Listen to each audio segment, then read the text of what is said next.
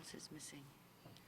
All the agencies here, Stabrook News, because I know I left the Stabrook News girl at the other place. Okay. Kaicho, NCN, Chronicle, G-Times. Who am I missing? Freedom Radio. I'm forgetting somebody. I'm looking at you and forgetting you. Well, it's Channel 2 now, so. What's that? Channel 2. Chantu. Okay, good, thank you. All right, let's start. The focus of this weekly parliamentary press briefing is on ethnic and political discrimination.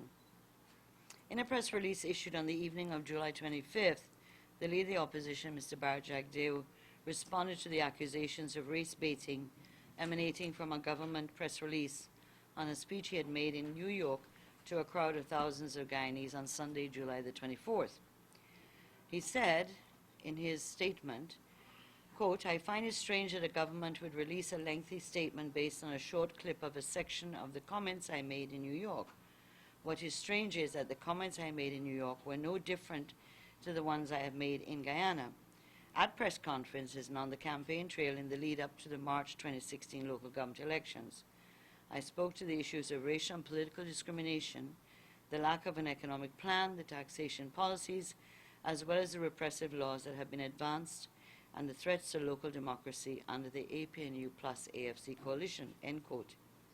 He's reported to have said that there's an assault, quote, "there's an assault on our democracy, there's an assault on people of Indian origin, there's an assault on supporters of the PVP," end quote. The government at this time, as with all the times before in its short life, reacts vehemently whenever the PPP or the parliamentary opposition exposes the issues of inequality and racial and political discrimination.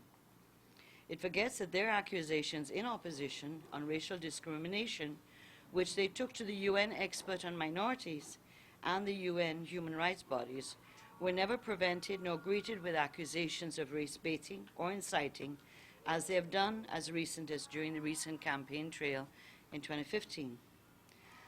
This most recent accusation of race baiting on July the 25th and the lengthy references to the Racial Hostility Act are meant to intimidate and to threaten the leader of the opposition and the parliamentary opposition to not speak about racial and political discrimination or face charges. This tactic, using the same statute, led to charges being brought against an ordinary woman for her comments on the president on social media. Again, an attempt to silence people's freedom of expression. We also find the release of the government statement 72 hours after the event in New York, but only 10 hours after the announcement that the leader of the opposition, Bharat Jagdeo, had been appointed FAO, Special Ambassador on Forest and the Environment, as more than a mere coincidence and meant to embarrass him. The government, in reacting to the statement made by Bharat Jagdeo that, quote, "there is an assault on people of Indian origin," end quote, charged that it is, quote, "without any basis and is a complete figment of imagination." Whether the government admits it or not, the innumerable cases of ethnic and political discrimination are public knowledge and cannot be wished away by the official spin doctor that is Prime Minister and First Vice President of the APNU AFC coalition government. No spin can remove the facts. I have with me here today MP Anil Nandlall, who was the former Attorney General and the former Minister of Legal Affairs. And I'll ask him to make his presentation, and then we will continue with the press conference. Thank you. Okay. Yeah.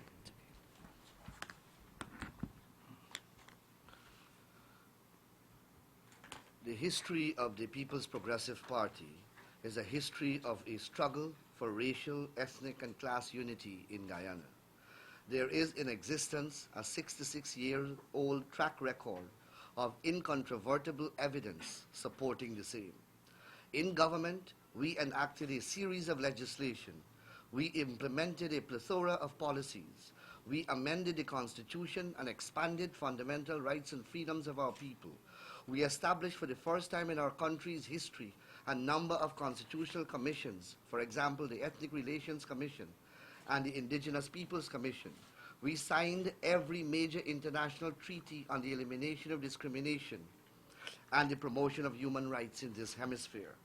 All of the foregoing were conceived and designed to prevent and eliminate racial discrimination and to promote harmony among all the people of our country.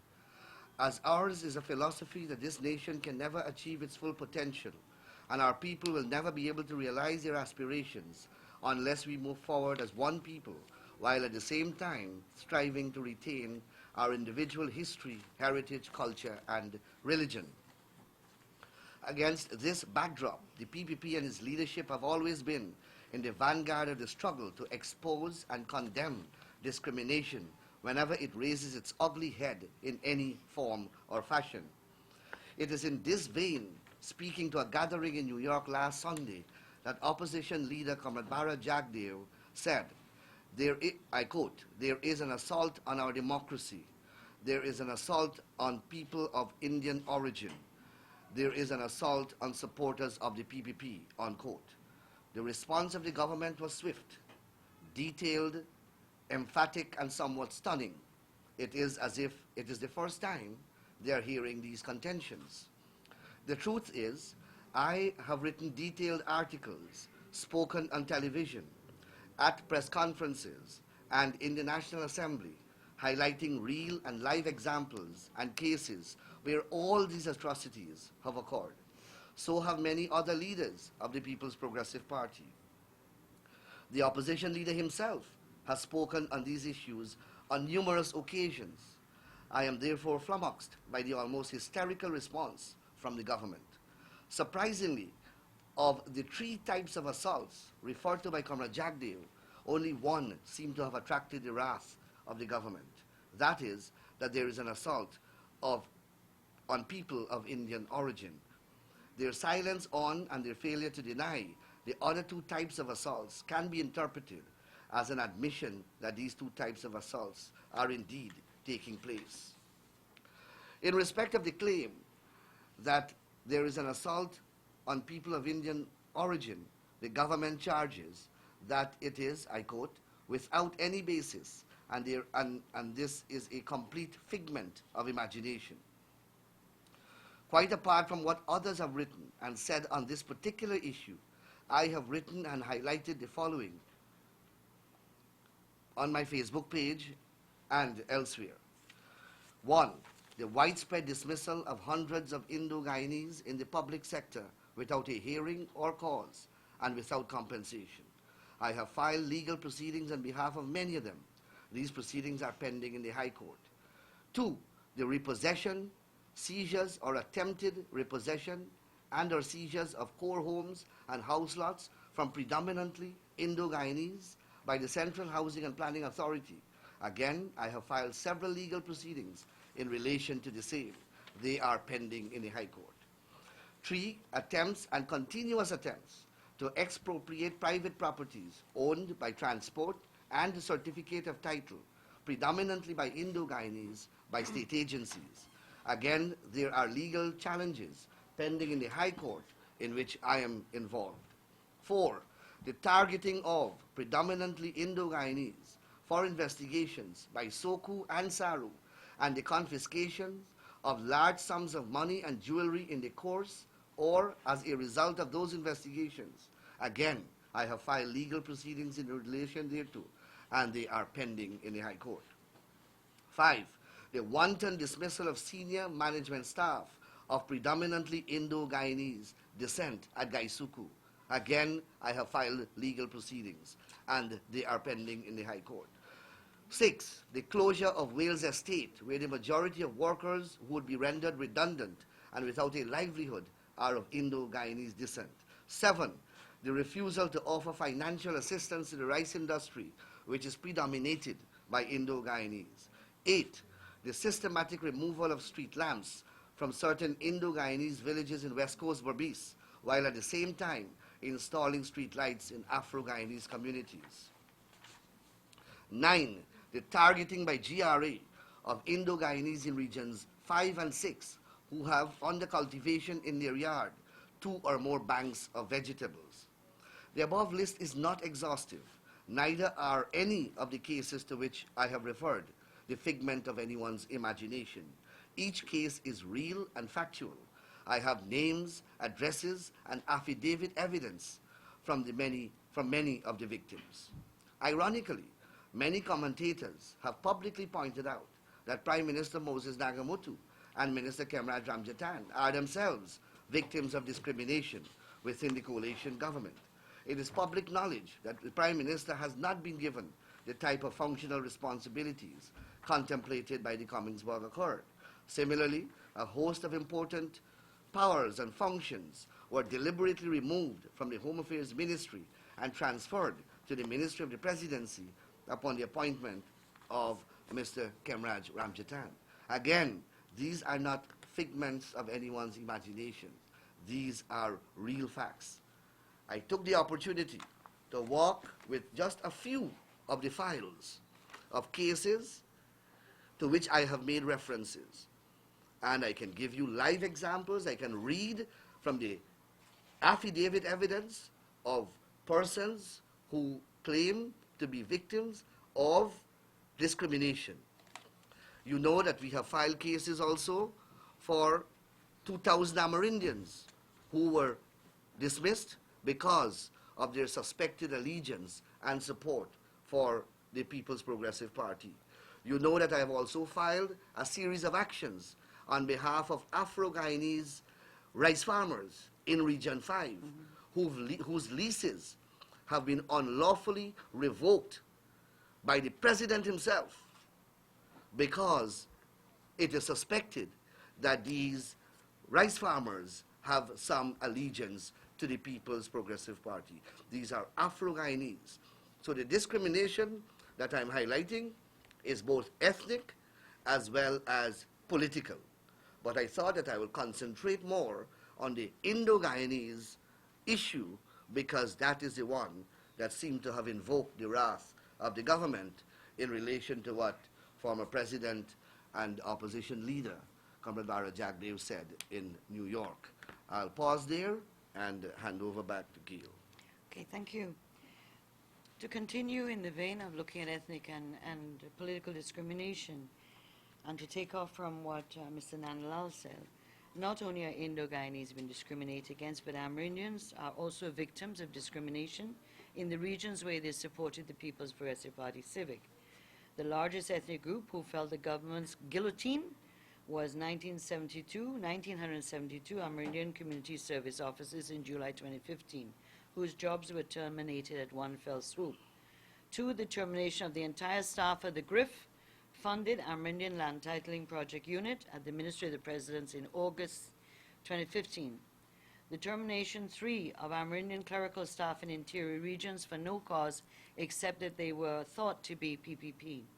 4, the consistent harassment, targeting, and transfer of Ms. Shahrazad Atkinson, District Education Officer in Region 9, by the REO Parker because she is a PPP candidate in the 2015 general regional elections. 5, the removal of the school uniform program in Amerindian areas and its replacement with expandable sandals. 6, the threats that the people in the border areas are benefiting from Brazil's social assistance programs. They shall be unable to access the OPA, the old age pension, and public assistance, with special target on Region 9, which you know supported the PPP heavily.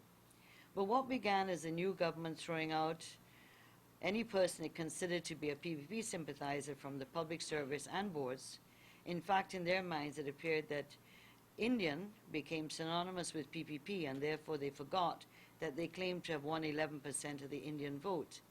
And the replacement with mostly APNU supporters has consistently continued during the 14 months of their administration. This pattern, which has emerged now, can only be described as systemic racial and political discrimination. In fact, it is the government by its actions that is driving fear and alienating large sections of the population, even those who voted for them, who they thought would bring change. In addition to the cases which are in court and which Mr. Nandalal referred to, in addition to the uncaring policy directions of the government in the rice and sugar industries, this systemic discrimination, which disregards the constitutional objectives of protecting a multi-ethnic, multi-religious nation, which ignores the semblance of ethnic and political representation, is even more alarming when one examines the composition of the boards, appointment of ambassadors, honorary advisors, presidential and ministerial advisors, etc., since this government came into office 14 months ago. Here are the findings. Presidential advisors, all are APNU and all are one ethnic group, Afro-Guyanese. Ministerial advisors, the 12 that we've been able to track down, are all APNU, one mix, the rest are all Afro-Guyanese. Honorary ministerial advisors, which the Honorable Minister Nandalal raised a question in Parliament about. Of the 33 honorary ministerial advisors, 4 are of Indo-Guyanese descent. Ambassadors and high commissions, 4 of the 10 newly appointed ambassadors and high commissioners are Indo-Guyanese. The composition of the cabinet, government members of parliament illustrate the paucity of ethnic balance. Surely at the mildest level of criticism, it can only be called highly insensitive in a multi-ethnic nation.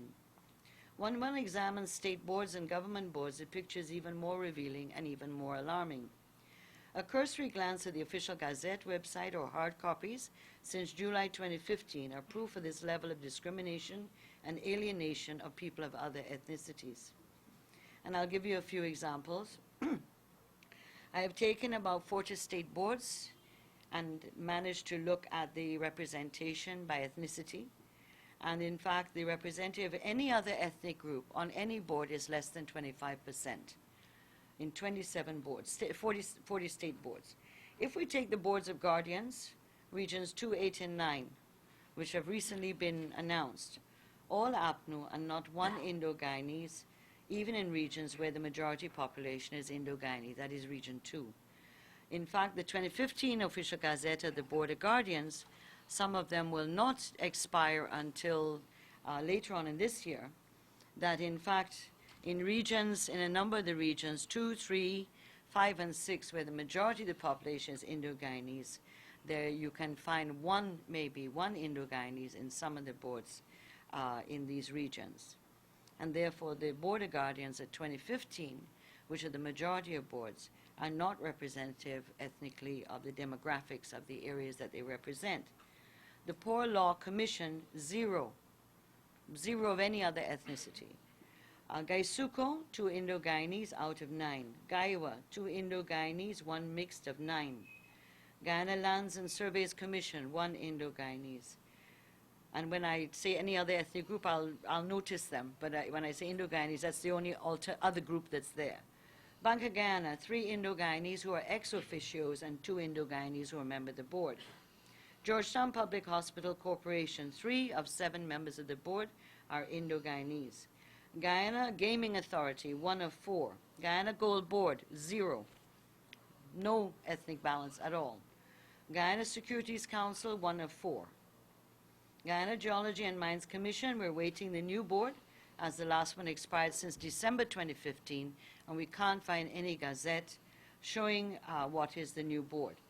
But from that board, the majority was not Indo-Guyanese. We're not Indo-Guyanese. Guyana Tourism Authority probably is the most mixed board of the entire government, with Amerindian, Portuguese, Indo, and Afro-Guyanese.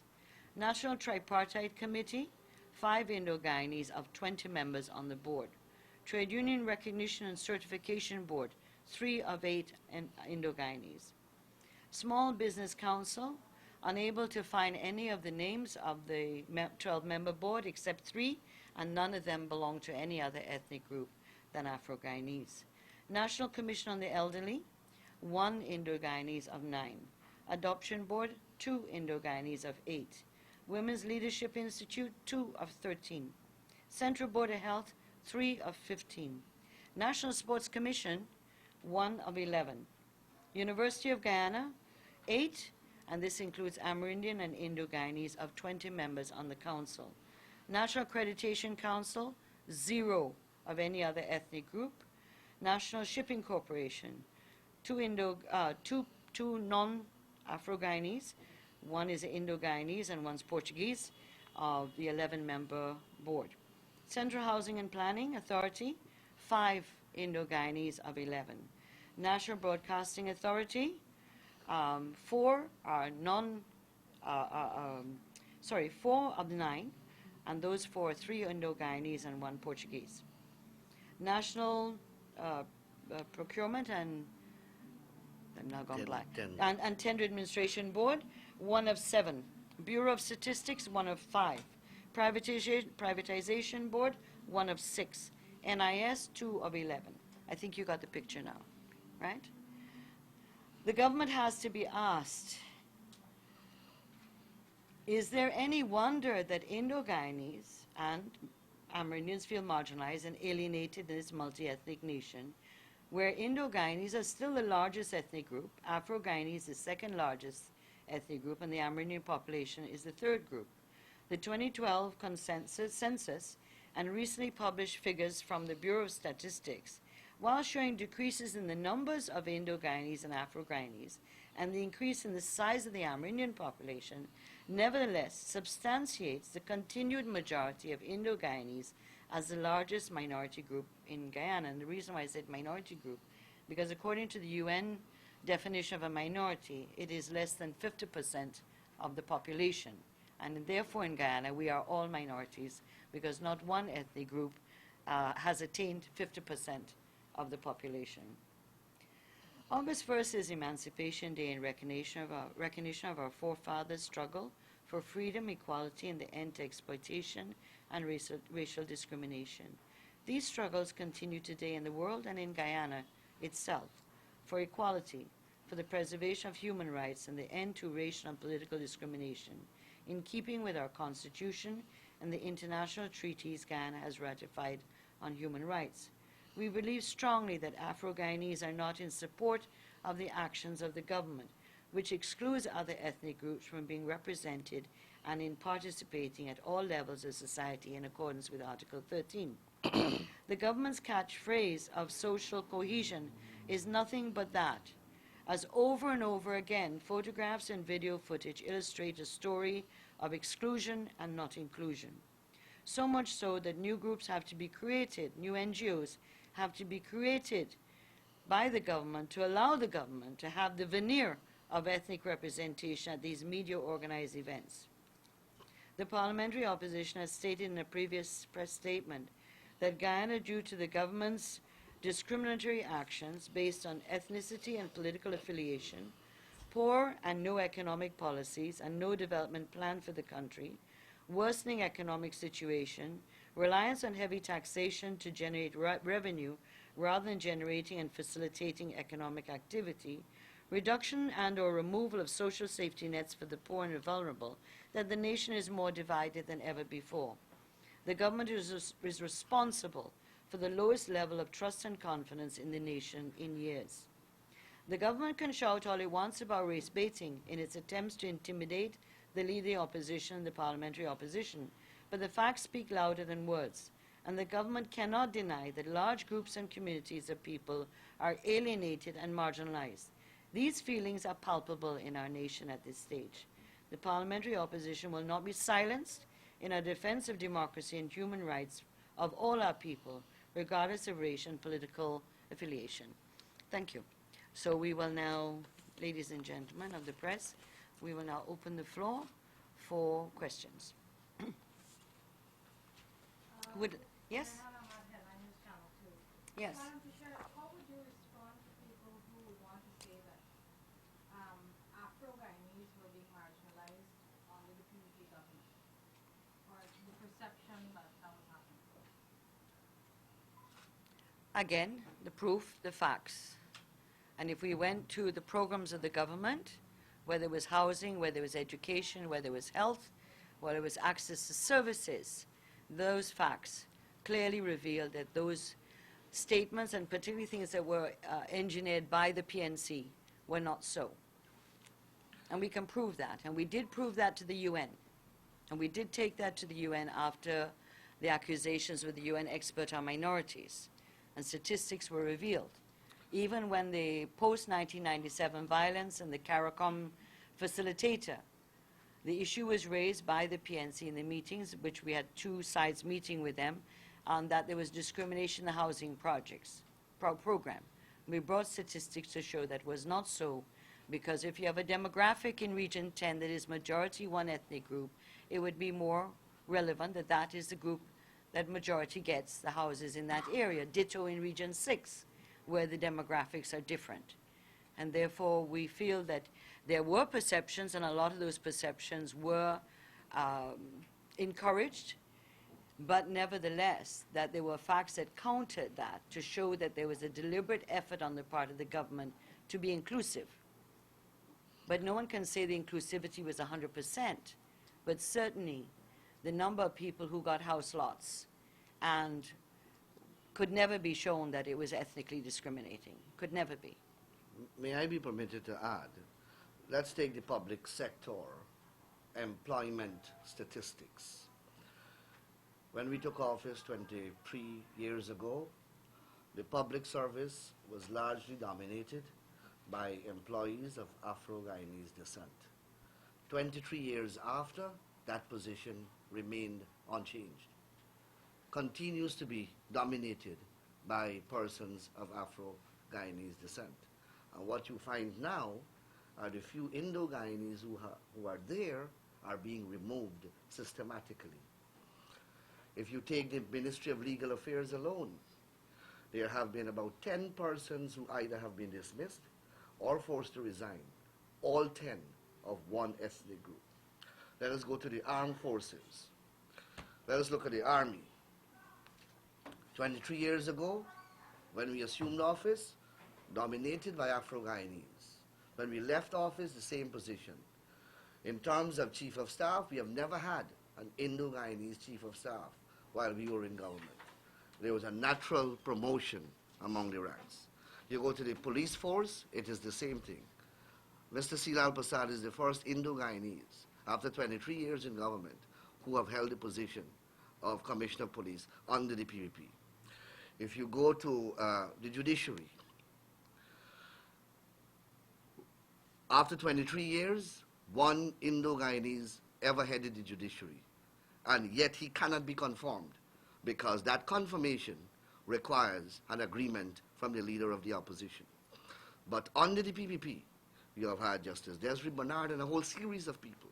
In fact, Justice Desiree Bernard was the first female Chief Justice of Guyana and the entire Caribbean. First female head of the judiciary of Guyana and the entire Caribbean. First female Chief Justice, first female Justice of the Caribbean Court of Appeal. All of that, and that's just give you just a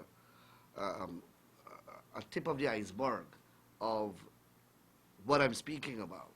So the claim of marginalization is one that has been used politically to galvanize support and to excite people's hostilities.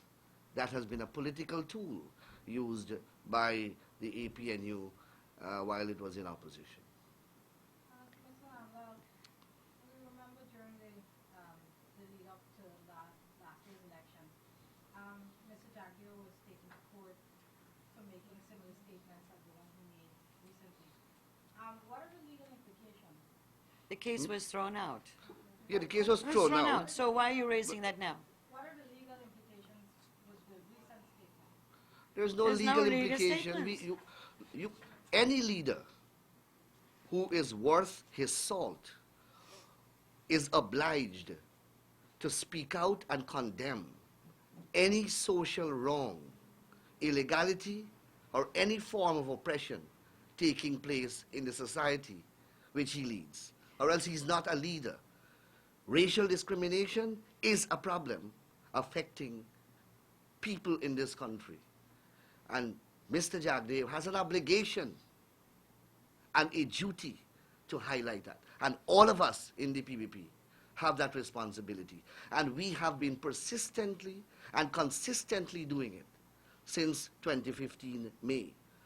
That is why I'm saying I don't understand why this great shock. Everything that Mr. Jagdeo said in New York, we have said it here in this room, we have said it in the parliament, we have said it upstairs at press conferences, we have said it on Charma television station, we have said it in the newspaper columns, we have said it at every available forum. So I don't understand where this great excitement is coming from. In my parliamentary speech, in the 2015 budget, I spoke of the discrimination of the Ministry of Housing in relation to the repossession of Exactly. core homes. I said that in my presentation. But I want to, I mean, we cannot be in a situation where nobody can talk about what we're observing to do with race. That is not race baiting, nor is it inciting. It is now becoming a situation where if anyone dares to talk about the fact that it's discrimination, that the words are now loaded with Racial Hostility Act and intimidation. The Racial Hostility Act is very specific, what you call inciting and what you call race baiting. And the fact that you say that X number of people are excluded from a process does not mean that you're inciting people, you're stating facts. And it must be a concern of all of our Guyanese. We live in a multi-ethnic society. Do we want to have people excluded? Do we want that? And therefore, we cannot move this country forward. This country cannot develop unless it's in a situation where people are involved and included. And that was why, in the PUP government, we could get 8 years of economic positive growth because of the inclusion of people, of young people, of entrepreneurs, of business people who felt they had a role to play. There was hope in this country. What's happening now?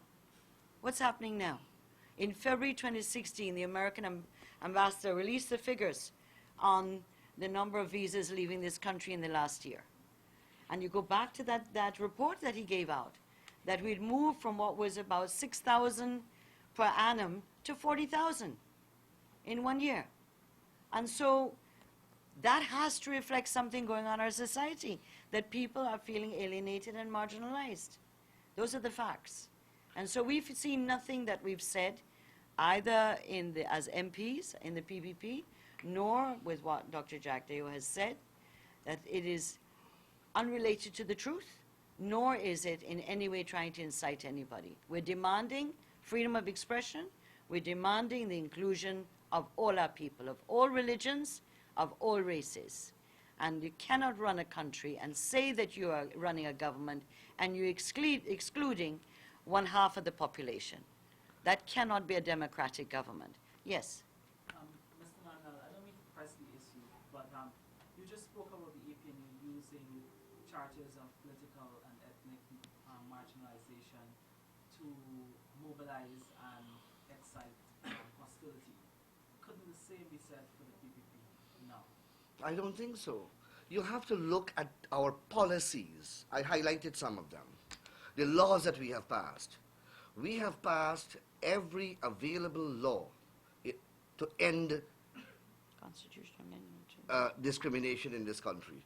And they work on the ground of race, ethnicity, sex, etc. We have done that at the workplace.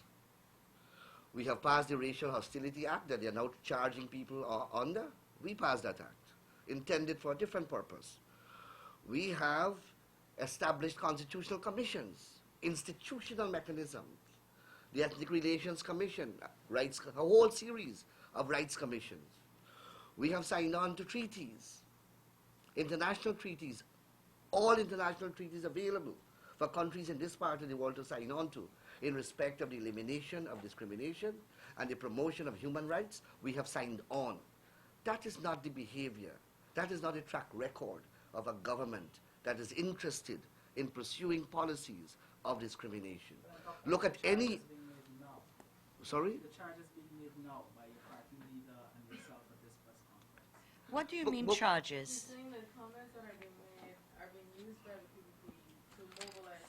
But I have given you facts. But there These is are not court. charges. Listen, let me just let's listen. Let's start over. Let's start over. You know, APNU has responded as a government to a statement made by Mr. Jagdeo. Mr. Jagdeo's statement is nothing new. It has been said before. And that Mr. Nanalal has brought here a number of case files. So I understand at some conference the question is, where are the facts? Today we've come with the facts. So this is not, we're not coming here with wild statements. If you don't trust the level of issues I gave on the boards, go do your homework yourself on the Gazette, official Gazette. if you don't trust my figures. If you don't trust what he's saying about the legal proceedings, go in the court and do the research. You will find that.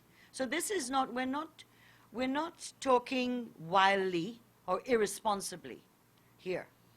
And nor was Mr. Jagdeo's statements wild and irresponsible. It was based on what we've consistently been saying, based on fact, based on experience. The issues of the PNC going back since 1992 has been an accusation which led to violence post-97 election, post-2001 election, and led to also a lot of the issues that we tried, that Nandalal is referring to, the constitutional amendments, the legal amendments, to try to create a legal architecture in this country that would have people feel they had a role to play, a place to play, regardless of what ethnic group. What we're talking about, what's happening now, is a reversal of that. Why is it that the Ethnic Relations Commission, which was fought for so hard as a means to be able to have a window, an avenue, where people could go and bring their cases of discrimination to. Then 2003, it was held starting that Ethnic Relations Commission. Once it got going, it became very active, proactive in exposing discrimination, exposing the lies that were also being said to do with procurement and scholarships that were for Indo-Guyanese and not for Afro-Guyanese, the surveys that were done in studies, so that by 2010, the leader, then leader of the opposition, goes to the court to what you call it, injunct the Ethnic Relations Commission from working. And it was only in 2013 that was lifted. By then, the Ethnic Relations Commission had expired, and it is still before the Parliamentary Committee to be recreated. The one forum outside of a legal, the courts, where an ordinary citizen who felt they went to get a job and someone didn't like them because of the color of their skin could go straight into ethnic relations and make a report, and they had powers to deal with it. Ethnic relations had a tribunal powers. That those, when we look at the facts, if you're a party that's saying you're fighting racial discrimination, like the PNC said, and how all these people were being discriminated, why did they do everything possible to ensure the Ethnic Relations Commission did not function, when it was the one avenue that anybody of any race in this country could go to and say, I've been discriminated in the workplace, a man cussed me up and called me bad names, whatever it was. They had a right to go, then could be heard and could be represented, and the matter could reach Parliament. The PNC never wanted that to work, never. And so much so that they went and injuncted the ERC from functioning. And then when the case came up, they had nothing to put before the case of why it shouldn't, and the whole thing collapsed. So that we have to deal with history, we have to deal with fact, right? The issue of people being filled with an idea that the PNC did for years. If you have a public service that was 95% one ethnic group, and over 23 years that percentage drops to 80%, is that a bad thing? Was that a bad thing under the PPP government? That suddenly other ethnic groups could get into the public service, when it was 95% in 1992. By 2015, it was about 80% of any other ethnic group. So that Afro-Guyanese still had 80%. And the 20% was for Amerindian and other ethnic groups, including Indians. And we could take ministries and show you. Ministry of Foreign Affairs, if they have 5 people there, even under our government, of any other ethnicity than one. And you could take ministries by ministries, even under the PPP government. But people were fed a thing that the Indo-Guyanese were dominating, they're taking over. And it was totally fallacious. It was not so.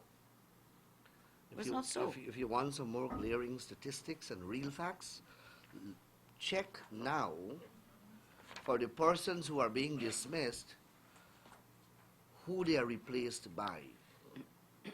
And you will get a clear picture of what we are speaking about.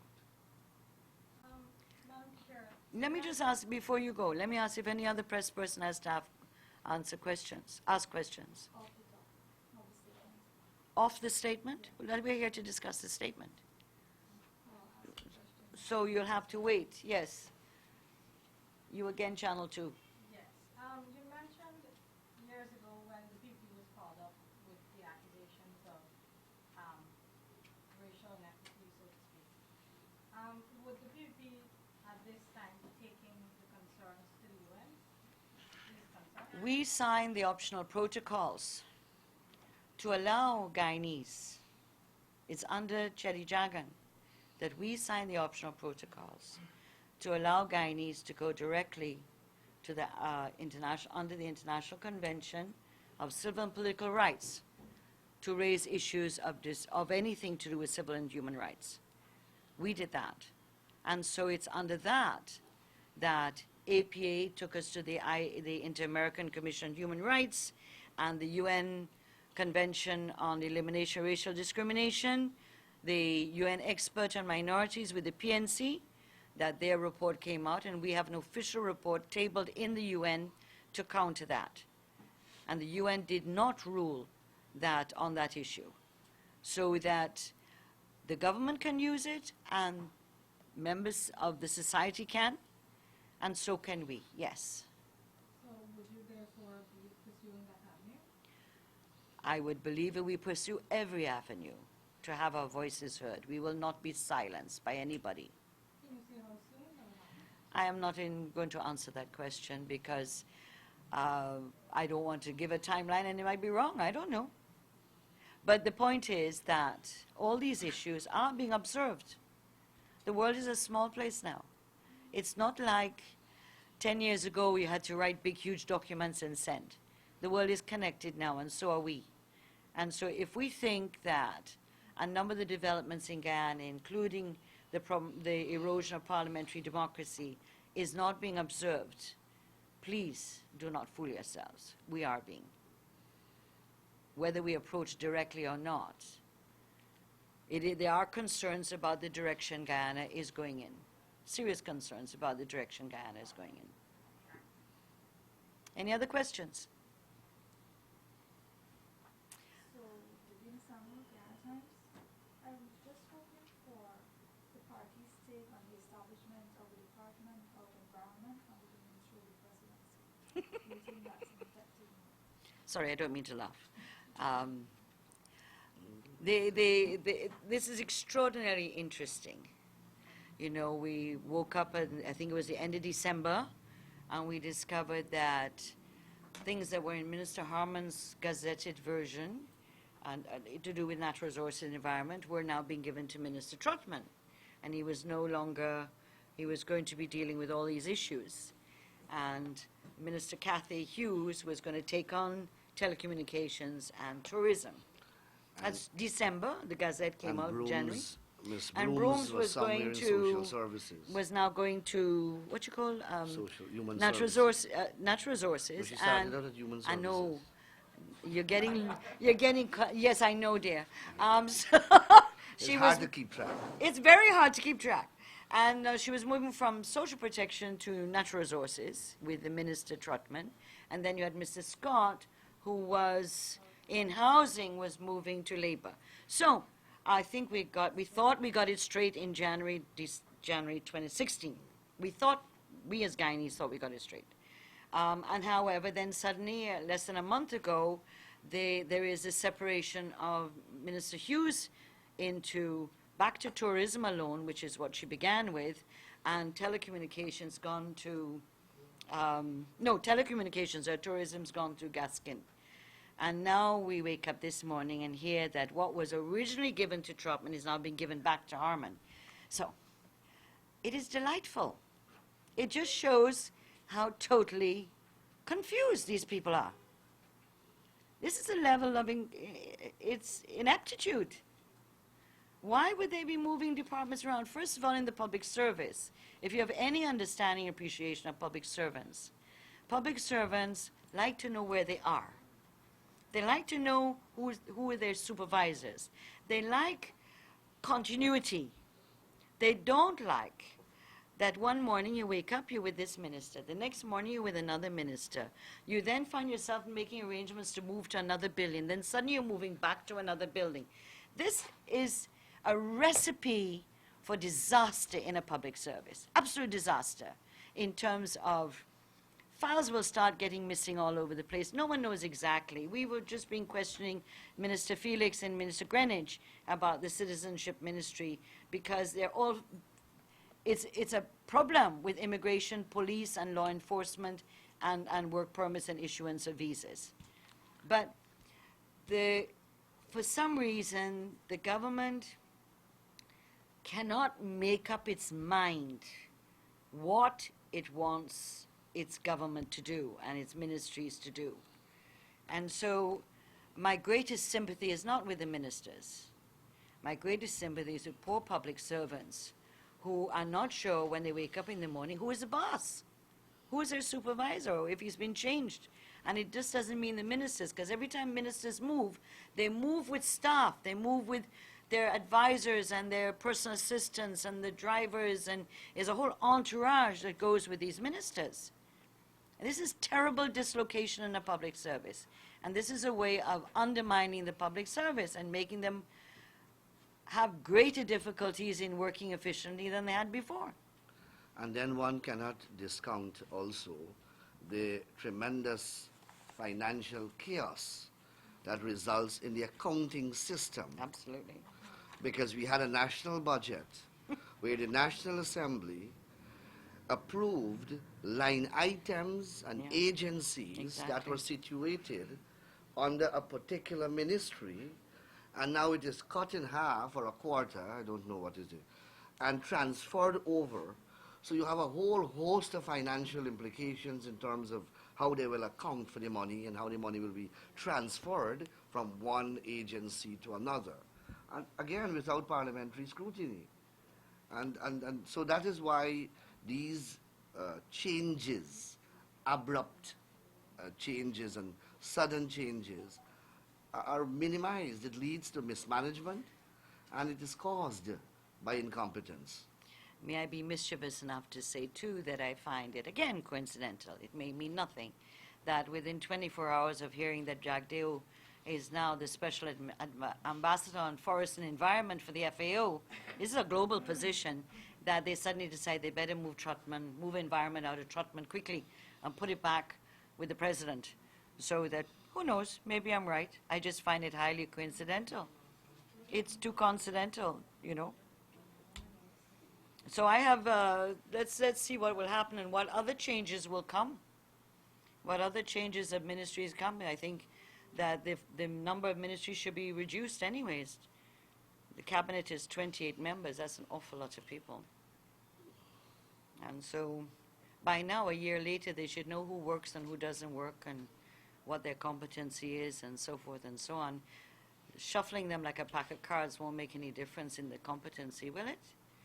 So, anyway, I know you've had an awfully busy day. Some of you have been at cabinet press conference. Oh, you have another question? I noticed MP Lamson is here. I'm not sure if he'll answer the question or he'll speak on behalf of the party, but I'm just wondering how the party will facilitate his request to study on this scholarship. We will not be dealing with that issue today. At the appropriate time, we shall. However, the focus of today is on the racial and political discrimination. That is the issue we're dealing with today. The issue that somebody is talking about in Facebook. The party makes its decisions accordingly and will accordingly reveal that at the appropriate time. But that Mr. Ramson has been a good MP, he's serving us, and that when at the appropriate time we will announce, if there's any announcement to be made, on what is going on. But we have MPs that we believe are serving our country, and you're an MP until the day you're no longer an MP. So the news premeditating his funeral or his death, he's still here. He's with us. He's working, and he will continue to work. And so I don't see this attitude of somebody saying some nonsense on Facebook. It's absolutely irrelevant. The comrade is here, he's working, he's a member of Parliament. And we will make our choices and decisions at the appropriate time. Right? One last question on this statement. On the information provided Yes. on composition of the board, Yes. one might assume that, based on information, one might Yes. assume that maybe racism was a part of choosing the members, but could we at the same time still appreciate that maybe they were chosen based Okay, let's talk about that, because that's an important question you're asking. Because I've heard Mr. Serge Bally, Dr. Serge Bally, when the questioning of the election day staff for any election is majority one ethnic group, and he has responded that it has to do with qualifications. That statement is an extraordinarily racial statement, because it means that the rest of the ethnic groups are dodos. They don't have qualifications, they're not intelligent. And you are very young, sir, but I grew up in the 60s, 50s, 60s, and 70s. And the horribleness of racism, not only in Guyana, but in other countries. And so any reaction like that, anybody saying that the honorary, what do you call the honorary advisors, all were chosen because of qualifications, and that's what. Therefore, what you're really saying is that the other ethnic groups in Guyana are not qualified, are not smart enough for any of these jobs. And that in itself is a racial comment. So I'm not saying that, you know, I said that there's systemic racial and political discrimination. I haven't used the word racism. I've used the issue of systemic racial and political discrimination. In a multi-ethnic society where you have boards, you have board of guardians in region 2, 5, and 6, majority one ethnic group. And you got one Indo-Guyanese name, because the work I did is just from the names, because I don't know all these people, but that one Indo-Guyanese name, because the Board of Guardians are several in one region, right? So it's not just one board. How could that be? And why would you be so insensitive? The Board of Guardians, what do? They're looking at public assistance. They're going to people's house and verify whether their circumstances require. Why would you want to do that to people? Why would you want to do it to ordinary people in these regions? This is, and that's why I say it's systemic. It's systemic. And so I don't buy it. I don't buy anything that anybody in any country that says the reason why only one ethnic group gets jobs is because they're the most qualified. If you ever fall for that language as a young person, you're dead. Because that is the way in which it's closed people of other ethnic groups from getting in, and it has also been the argument used to keep young people out of jobs too. And we haven't even dealt in this statement about what the discrimination with young people. We just dealt with ethnicity and political affiliation. But if you do the same kind of search on these things, where are the women? Where are the young people? You know, and that's for you reporters to do some of that survey and research. Where are they? And so these are things that must concern us. Must concern us as an opposition. Let me add for your information. I have spent some time over the last few weeks in Region 5 and more so Region 6. And there is a particular problem that is being confronted by small farmers rearing cattle and other animals. Now, granted that Region 6, the majority of the population is Indo-Guyanese, but there are thousands of Afro-Guyanese who have animals on the road, cattle, goats, sheep. All the incidents that we are hearing about of harassment by the stray catchers, the victims happen to be Indo-Guyanese. Is it that the Afro-Guyanese farmer is so disciplined, or the cows so disciplined, and the goats so sensible and decent that they don't stray? Can't be. Logic and common sense do not support these things. Yeah, okay. I think you've had a long day. I hear you had a cabinet press briefing, then some of you were at the parliamentary sectoral committees on foreign services and natural resources, and then now you're here. So I know you have a lot of stories to do today, but this is an extraordinarily important story that we need to talk about as a people. And I believe that Guyanese of all ethnic groups are decent, fair-minded people who want to have the inclusion of everybody in every facet of life in our country. And the government cannot continue down this road of excluding people, whether on ethnicity, political affiliation, age, or gender. It cannot. It is not acceptable in 2016. So thank you very much, ladies and gentlemen. Have a lovely evening.